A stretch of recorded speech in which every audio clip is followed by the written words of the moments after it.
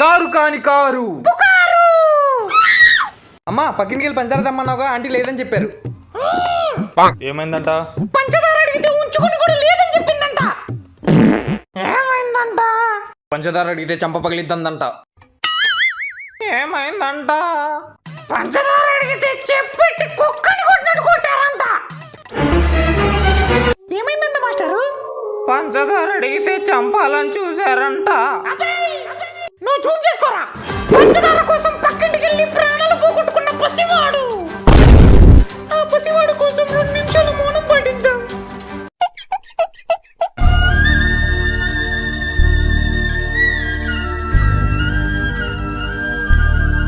అమ్మా మీరెందుకు మౌనం పాటిస్తున్నారు? నేను ఇంకా బతికే ఉన్నా. టీవీలో చూపించా కూడా ఇంకేం బతుకుంటావురా. అయ్యో. ఈ వీడియో నచ్చితే ప్లీజ్ సబ్స్క్రైబ్.